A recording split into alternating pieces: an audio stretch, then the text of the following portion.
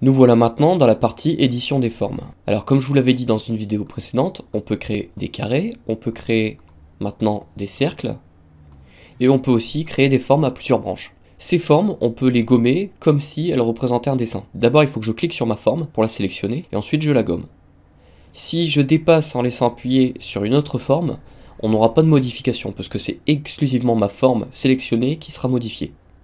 Si je voulais modifier les deux formes en même temps, j'aurais sélectionné mes deux formes et j'aurais utilisé le bouton gomme pour effacer mes deux formes. Pour annuler une édition, je peux cliquer sur la flèche ici pour retourner en arrière ou faire CTRL Z. Maintenant, on va créer une ombre sur nos formes. Donc, je sélectionne ma forme et ici, je lui crée une ombre, comme ceci. Je peux aussi directement sélectionner deux formes en même temps et leur créer une ombre. Si je regomme ma forme ici, donc je la sélectionne d'abord, comme ceci, et que je gomme, on voit que mon ombre a été recalculée en fonction de mon gommage. Dans un même temps, si je remodifie mon ombre, elle sera toujours recalculée en fonction de la suppression de ma couleur pleine de ma forme. On peut retester, si je supprime ici une partie de ma forme, on voit qu'elle est directement supprimée sur mon ombre. Pour modifier l'outil gomme, pour gommer de manière différente sur ma forme, je peux utiliser cet outil ici pour aplatir ma gomme.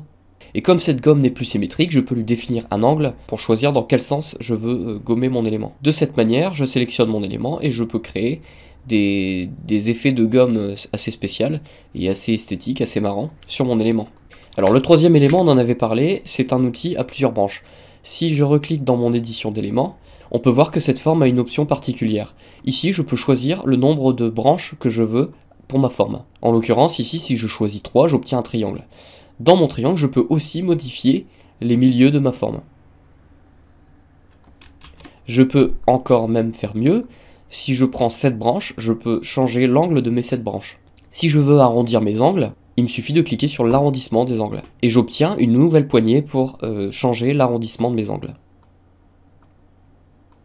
Idem pour le carré. Ici, si je clique sur arrondissement des angles, je peux choisir un arrondissement particulier pour mon carré. Alors on a déjà vu pas mal de choses sur les formes, maintenant on va voir pour l'édition des couleurs. Donc pour éditer une couleur sur mon carré, je peux soit cliquer et faire glisser ma couleur sur mon élément, soit directement cliquer avec le bouton gauche sur les couleurs prédéfinies en bas. Et si une couleur ne se trouve pas dans ma palette, il me suffit de soit cliquer sur le bouton d'édition des couleurs, ici, ou alors de faire CTRL E, en ayant sélectionné mon élément. De cette manière, je peux choisir une couleur pour mon carré et avoir un aperçu en direct de la couleur que je suis en train de lui définir.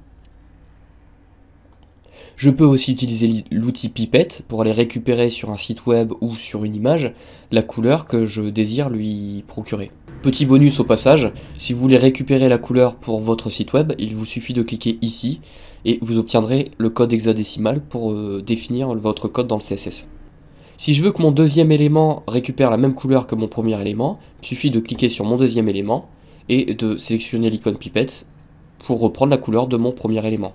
Alors on peut définir une bordure et une couleur de bordure. Donc pour définir une bordure sans définir la couleur, on peut aller ici et choisir la taille de notre bordure.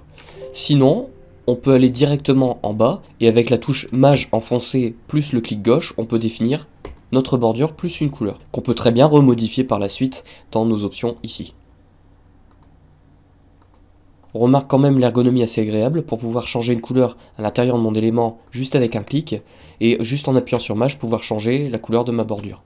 Pour passer un élément au-dessus d'un autre, soit il est déjà par défaut au-dessus de cet autre élément, soit il n'y est pas. Et dans ce cas-là, si je veux passer mon étoile au-dessus de mon carré, je vais juste aller dans cette option ici et choisir le plan adéquat. Ici, ça veut dire que je mets mon étoile en premier plan, devant tous les autres éléments. Ici, ça veut dire que je le déplace en avant uniquement d'un niveau. Donc comme on a un élément, ça va déplacer d'un élément mon plan, comme ceci.